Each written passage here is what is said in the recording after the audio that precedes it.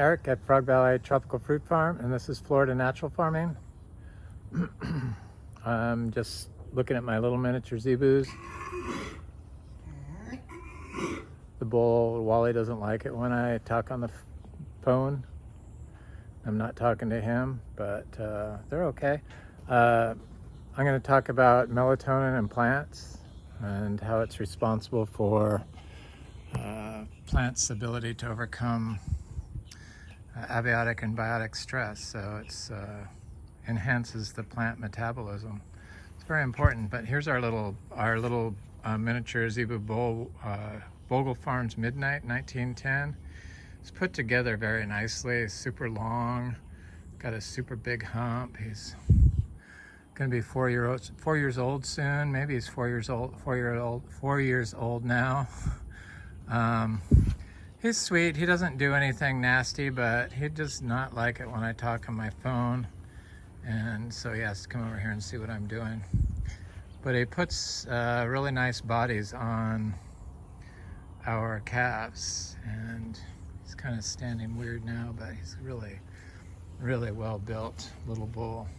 Super muscly and very nice looking for a 32-inch bull. Why are you standing all weird, Wally? I think you're in like...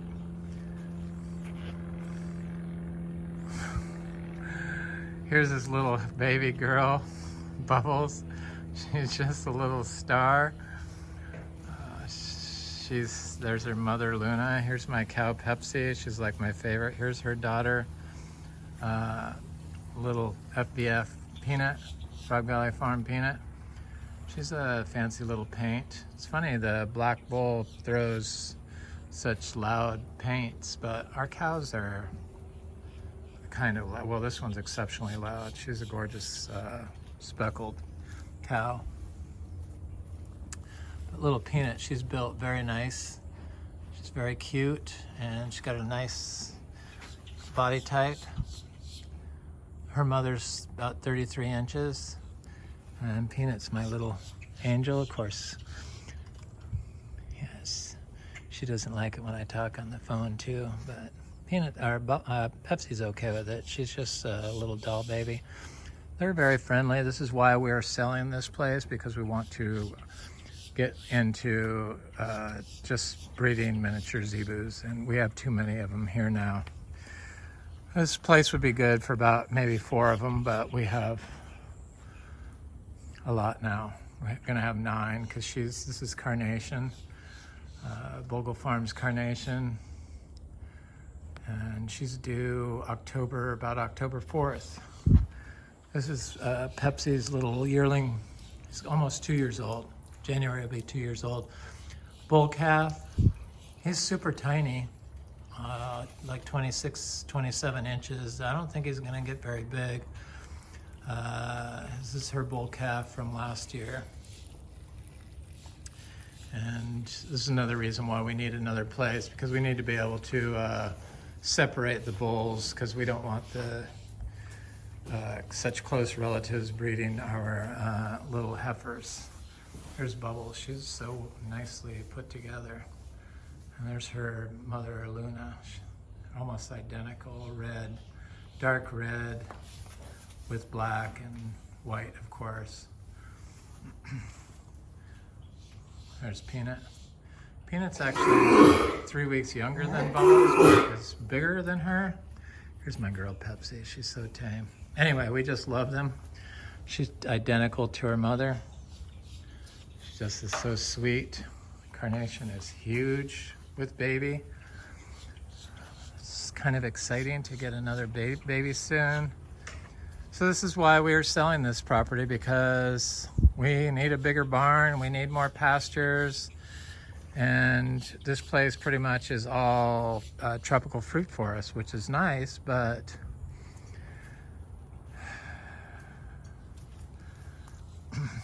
we have too many cows here. Probably if I would have just stuck with 3 cows and 1 bull, it would have been good, but it's very hard for us not to want to keep the babies of the miniature zebu. So our mangoes are looking good. Mango season is over. Today was the last mango I ate, and It was a Valencia Pride mango. It was okay, but I did not completely eat all the flesh off the skin. So, I mean, off the seed. The lychees are looking good. Everything's looking good. I need to come in here and trim back some of these pepper trees, like this one and that one up there. It's a big lychee tree, and then these trees here. But that's about the only maintenance that we do besides mowing the path. This is a big, sweet, pink tamarind tree. I'm gonna look at star apples, my star apple trees. Star apples are Pyoteria canito. There's the Camito star apples, but we grow 5 different types. So we have a giant purple one, so softball size purple one from Oscar at Fruit Lovers Nursery. There's a coconut cream mango. Here's a honey kiss mango. Here's a white sapote. We have some white sapote, but they really haven't started doing anything yet. I imagine they will, because it's definitely big enough to start producing fruit. I'm just going to look at this Quaimoc tree before I go look at those star apples.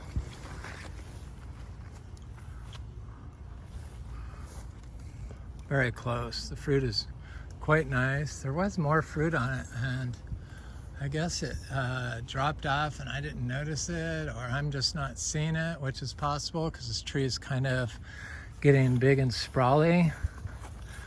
I do have somebody that's very interested in the farm, this farm, that I think is probably would be the ideal person for it because they know how to grow. I know I was always impressed with their compost that they grew their seeds in right from the start. I never needed to tell them I didn't like their soil medium, their seed growing medium. So I knew that they knew how to grow, and they're from Florida, and hopefully they can make it work somehow. We are willing to work with somebody if it was the right person on the price, but nobody through the YouTube has ever stepped up. So they say they would, or they I'll offer you $1 million, but if it's not in writing, or I don't know you personally, that's just talk is cheap, and $1 million isn't going to cut it. We're not willing to negotiate down that far. Nope. So I have I gave my Achachiro some more manure. I'm gonna hack back this vine, this passion fruit vine that's covering this Achachiro tree. I hate vines on trees, just do not like it. And it's got a lot of passion fruit on it. It's got some other vines growing on it. I just need to get it off this tree. This tree still has fruit on it, so I've kind of been delaying cutting it back because I don't want the fruit to fall off. But where'd the fruit go? Oh, it's still green fruit.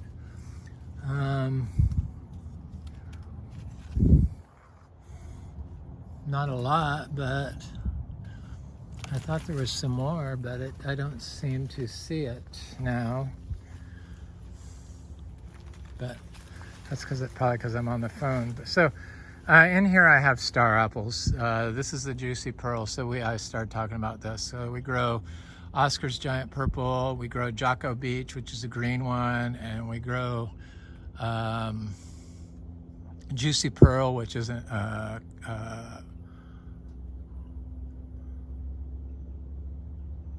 I called it Pyoteria. It's Chrysophyllum canito. Sorry. The Camitos. This is Argentium uratum and a subspecies. So it's a white, it's not even a Chrysophyllum. but it's seed grown. All of our star apples are seed grown, but this vine was growing over it, so it had kind of like sparse leaf cover. Not the vine, but the Ingafuilii tree that this vine is growing on. And really I need to chop that vine back because it's just so aggressive. I can't believe I planted it here, but it's Banistereopsis, is that it? Cappy? Just a very aggressive vine. It's gotten so large, and it hasn't reseeded, which is good because that would make me nervous because it gets beautiful flowers on it. So I planted one of my alva star apple trees seeds that I grew from seeds that my friend Frank purchased and gave me some of the seeds. I think he gave me 10 or 20 seeds. I only got 5 plants that actually, no, more than that. I got 7 plants that actually made it to seedling size. Here's one here. I planted it yesterday. It looks good. I got to be careful because the armadillo has been going in here, so I do have to check this every day to make sure that the armadillo is not getting it. I plant them close together because I want it to cross-pollinate probably with this juicy pearl and maybe the other star apples. I'm not sure if the chrysophyllum can cross-pollinate with it. I'm not sure what species the alva star apple it is. It's definitely not a chrysophyllum canito. There's the Jocko Beach right there. And then they're all seed grown. And this is the Oscar's Giant Purple seed grown star apple. They're getting of size where they should be flowering. The Jocko Beach just did a little tiny bit of flower for the first time. And I'm hoping that, looks like maybe this one's starting to flower too, possibly. Right there. I think it's some flowers starting, but maybe not. I'll have to come back. Oh, it definitely looks like it, or that could be fungi growing up, but it kind of looks like flower, but it might be some fungi that's growing out of the tree. You know, some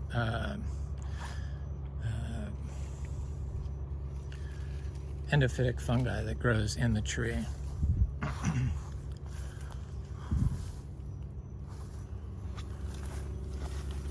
So all this, these studies that are done on melatonin for our health, how important melatonin is for our well-being, for our circadian rhythm, for a lot of stuff.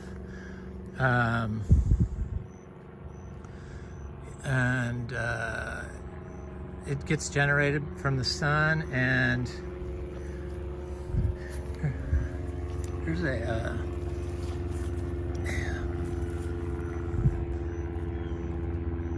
star Garcinia tree. Here's another Garcinia. This is a dulcis, but this is I believe this is Lindero growing next to this philodendron.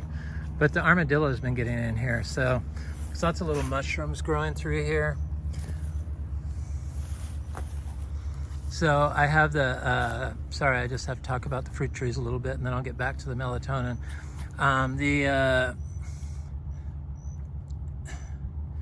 This is DPI gold. This has been very slow to get going, this particular little tree. And I wanted this to be able to cross-pollinate with the alva. So DPI gold, alva, and juicy pearl are considered far superior than the green and purple star apples. And I planted one in here, and I'm looking for it. I don't want to step on it, and I wish I had marked it because it's kind of hard to see, and it's right here, and I see the creatures got in here. It's right here, but it looks good. I know that if I mark them, that chances are they will get eaten by the rabbits. So That's how I plant my little trees. I plant them tiny like that. Ideally, I would put chicken wire around them, but we just have too many little seedlings growing here, and it's just really hard to do that with all the trees we have, and then to go back and remove it when you're talking about hundreds of trees a year we plant, little seedlings.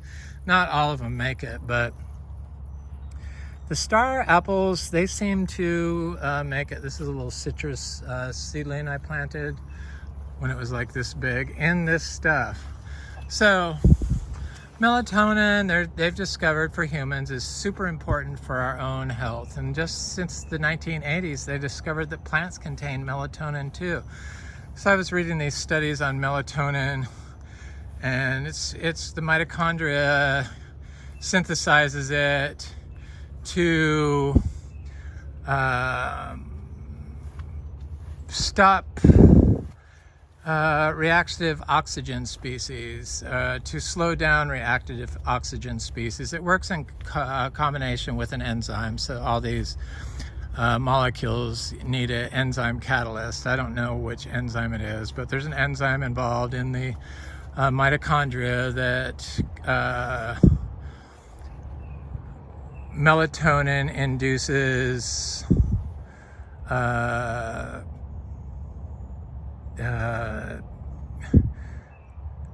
signaling mechanisms in the mitochondria that stop reactive oxygen species from overexpressing. So if you have reactive oxygen species, are when you are like running and or you exercise, they are needed in small amounts. But so when you exercise or build muscle, your body releases reactive oxygen species that then generates a response that builds muscle or something like that. But if your mitochondria is dysfunctional, then you don't have the mechanisms in place that in your mitochondria that will turn off the reactive oxygen species, so it causes oxidative stress, oxidative damage, which is cellular aging. So it's premature aging. It starts on a cellular level and expresses itself in premature aging in us. So people that look older than they should, or stuff like that. And melatonin is responsible for managing the reactive oxygen species in the mitochondria. So same thing in plants. Plants are the same way. Humans generate melatonin, and plants generate melatonin also. But you can consume plants that are high in melatonin and use it to improve your melatonin serum levels in your blood. So not just from sun, but from plants. So you can eat the plants. So they found that a lot of plants do have high levels of melatonin in them. Animal proteins don't contain significant levels of melatonin that are used by us for melatonin in our metabolism. But the plants, yes, they contain high levels, and coffee is one of them, and as I think a vegetable radish is high in melatonin, and turmeric, of course, and then they say all the fruits, most of the fruits are high in melatonin. So you want your melatonin production to be working optimally if you're going to grow naturally like this, or if you want your plants to be healthy. So Florida citrus only lives 15 years. So I would say that its reactive oxygen species, from all the stress it's under, induced chemical stress from pollutants and mutagenic changes to the mitochondria that are caused by those pollutants, causes the reactive oxygen species to just work overdrive and oxidizes the plant to premature death, so they die at like 15 years. That's a standard length of Florida citrus. And it's probably caused by mitochondria damage from poor management and using pollutants to grow food, antibacterials and stuff like that. All this stuff is connected, so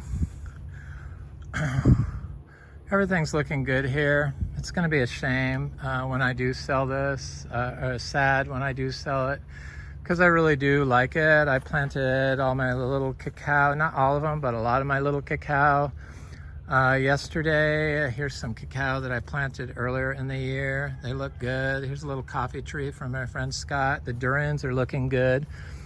I got my little aroids that are doing good. I need to plant this petalite tree that my friend Dan from A Tree For Me gave me. And these are my little jackfruit seedlings from my friend Gemma over in Sarasota. They look good. The rabbits, or not, the squirrels tried to get all the seeds, but they didn't get all of them, thank God. My seashore mangosteen seedlings are popping up and they're doing really good. This is one. I see all of these are seashore mangosteen, except for maybe this one. But this is for sure. And I think this is, and I planted some over here, I think. Yes, I know I did. There's a big one over here. Looks very good. So I'm fairly certain that these are all female plants. Right here. I see some others coming up in there. I gotta get this stuff planted before we move up to the Ocala area.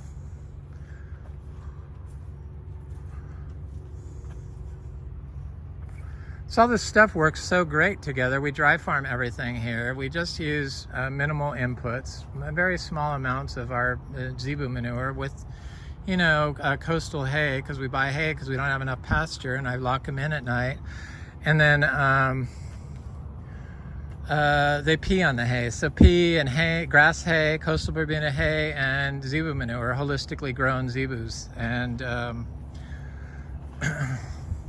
it works out to about 50 pounds of nitrogen per acre per year. The state wants to monitor us because of our zebus, miniature zebus, and because we apply the manure on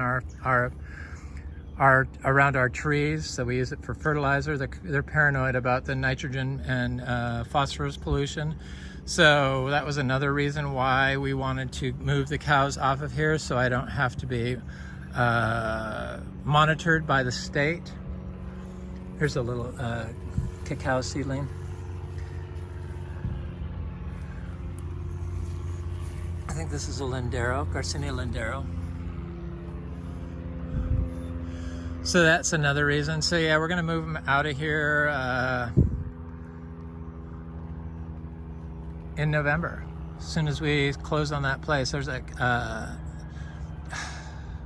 that's not like, it looks like a gold rambutan, Poyuteri. I can't think of the second part of the name, but it's right here. It looks really good. It looks just like a hairy rambutan, but gold. Like it looks like a gold rambutan. It looks good. It looks like a good fruit too. There's all kinds of different things that are like doing so well around here that I just fail to mention all the time. This meringue is looking great. Some animal was getting one of the leaves, but now it looks good. That's from seed. There's a little cacao growing here. There's a bigger cacao there.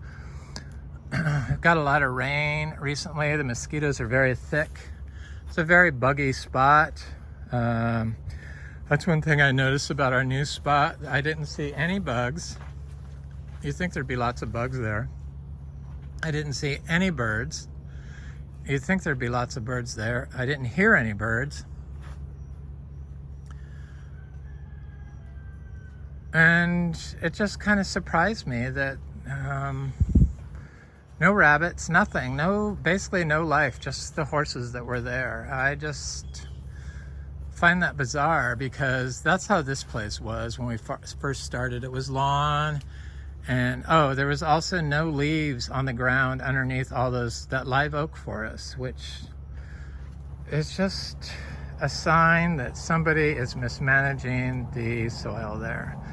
And that's just how things were done. And when you mismanage soil, plants' metabolism cannot work correctly, and chances of mitochondria being damaged from inputs that somebody's using, or practices. So if you put plastic mulch on the ground, that's going to contain forever chemicals. And I know you all know what type of mushroom this is.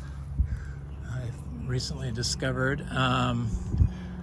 You're going to transfer heavy metals into the soil also, and heavy metals and forever chemicals and all the other pollutants are mitochondrial damaging. So your tree's ability to synthesize melatonin are inhibited. So all this stuff that we do that mimics nature is for the health of the system and the health of... I didn't see any frogs there either. You'd think you'd see lots of little frogs. But I didn't see any frogs on that property, even surrounded by that huge black skink prairie. All the stuff, the mismanagement, the being so far removed from nature is much like what's going on with our own metabolic health. So we don't go outside, we don't get in the sunlight, we eat all this processed food, which is full of contaminants, and it damages our mitochondria. And our melatonin levels probably are compromised because of that. And people aren't getting enough red light. So because plants photosynthesize, they're able to synthesize melatonin in two ways, through photosynthesis and through mitochondria, whereas we can only synthesize it through mitochondria.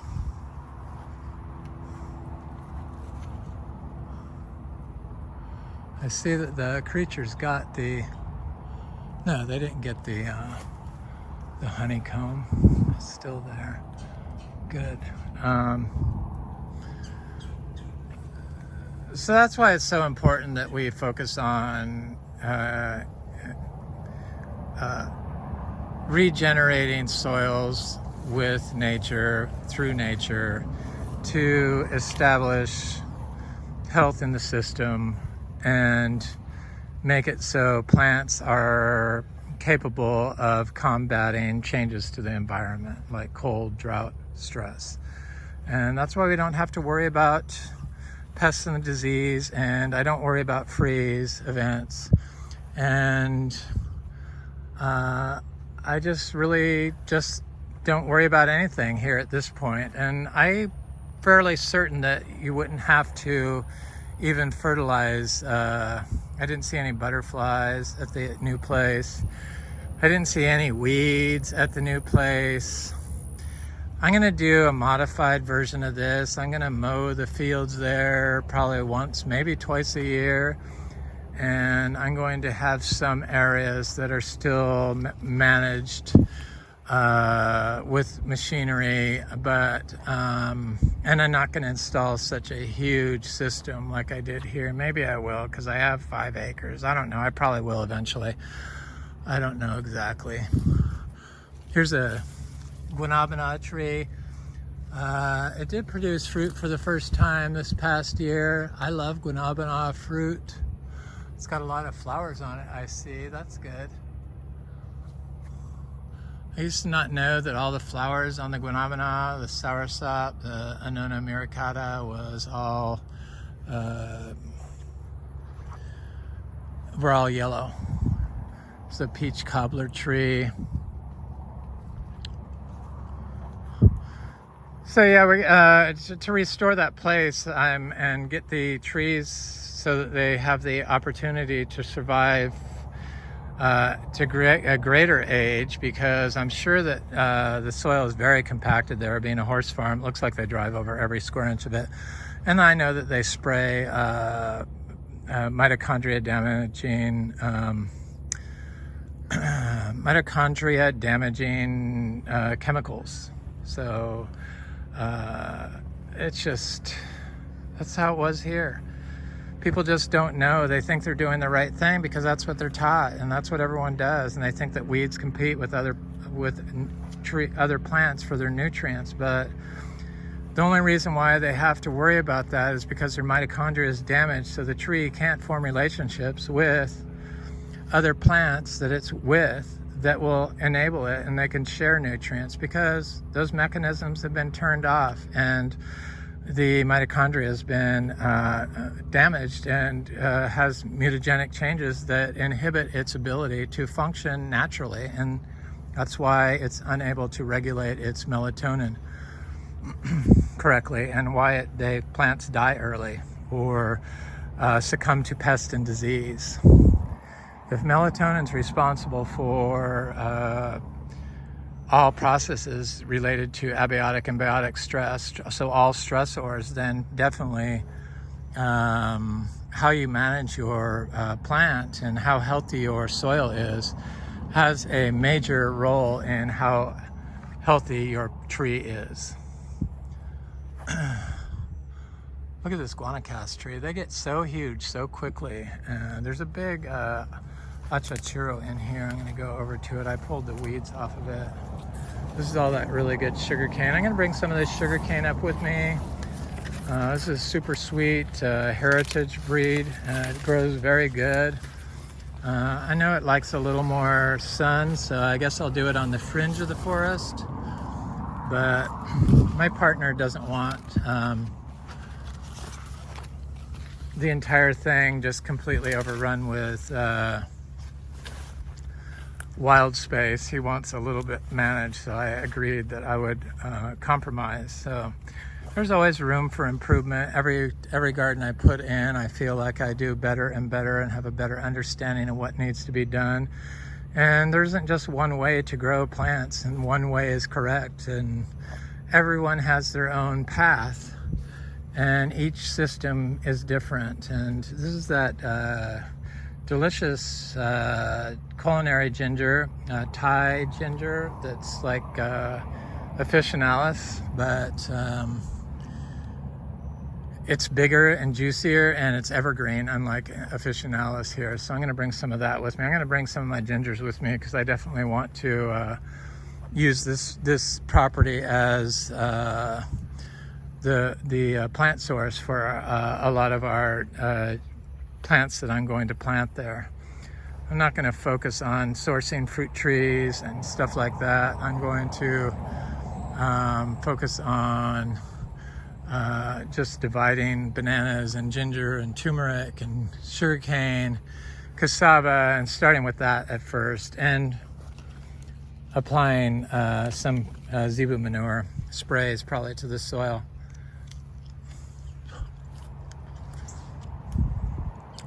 Took 8 years to get to this point, 9 years to get to this point we're at today here, starting with the damaged soil. So it doesn't happen overnight, especially when you're dealing with compaction.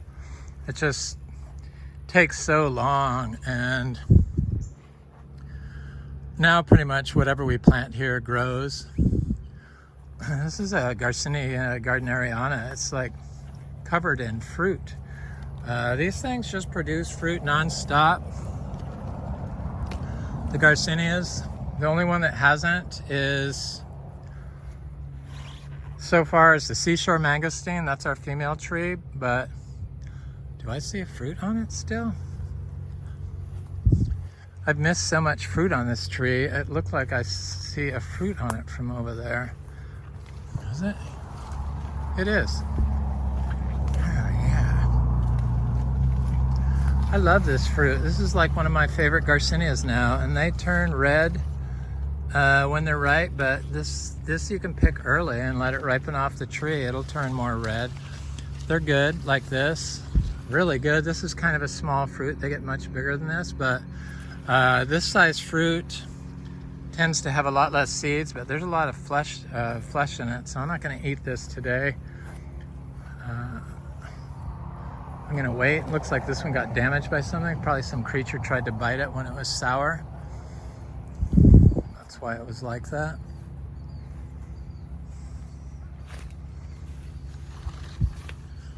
This is a male Garcinia hombromiana tree. It is very nice having this fruit farm, so that's why I do hope somebody I know, like my friend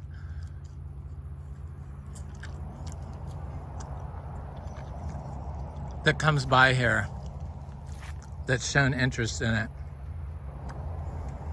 wants to get it, but nothing is signed or anything yet, so it's pretty much first come, first serve. And come January 2025, we're probably going to be looking to list it with an agent if nothing's happened, so we don't want to do it before the holidays. This is a oil nut tree. This is a gift from my friend Frank. This is a Luke's Garcinia that looks very good. It's got new leaves on it. Here's a little citrus. They pop right up out of the weeds when I plant them, direct sown. Not direct sown, I do start them and then plant them when they're like that big. Excuse me, I misspoke again. Got another coffee tree over here. This is a wild coffee, so I planted a Arabica that was a gift from my friend Scott right there. It looks great, little tiny seed grown tree. This is I guess a Rollinium. Look at the size of the leaves on it. I don't know, it looks huge leaves. I don't know, bigger than any Rollinia I have.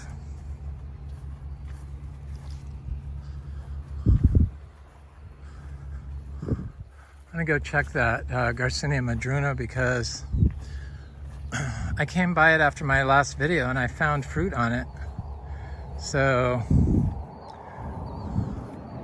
I think I see fruit on it now, ripe.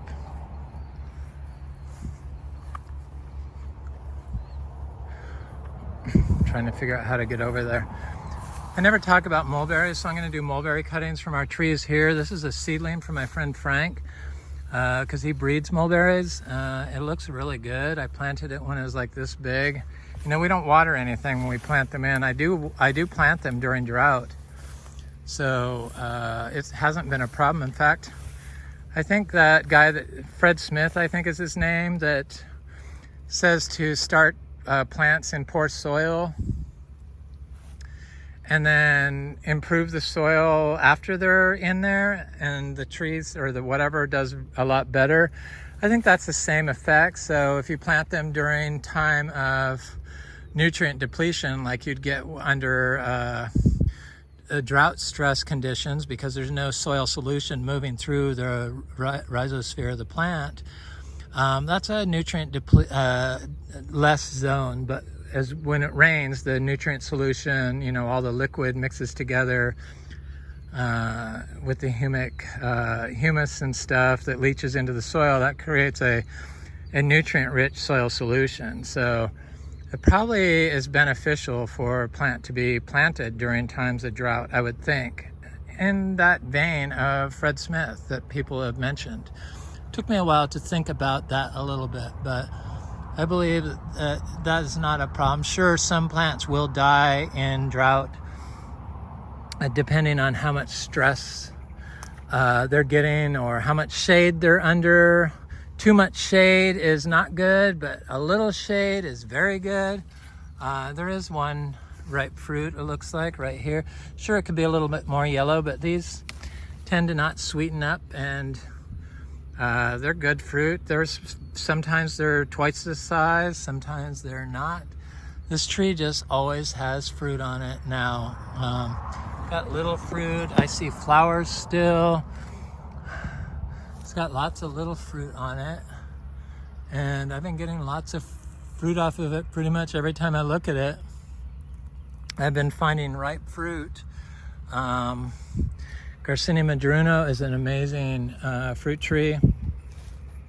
great health instilling properties from its bioactive compounds. You can check bioactive compounds of all these Latin names of these different trees. I believe that's Garcinia madruno, and just do Garcinia madruno bioactive compound, NIH, and the National Institute of Health will have multiple studies on that tree usually of what's in the leaves. You could do Garcinia madruno bioactive compound leaves, NIH, because we make fruit leaf tea, and out of like at least 50 different species I mix all together and make tea out of it. And the leaves of these plants contain melatonin.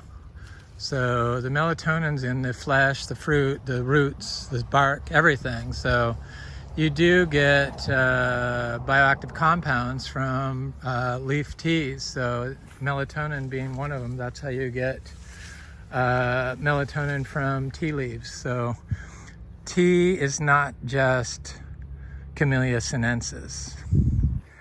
I'm going to look at these two Garcinia livingstonii because we have had a fall crop from one of our large producing Garcinia livingstonii trees, but yet I don't see these trees, these other female trees, producing fruit. Garcinia livingstonii, the African mangosteen, is a dioecious plant, meaning you have to have a female in order to get fruit production.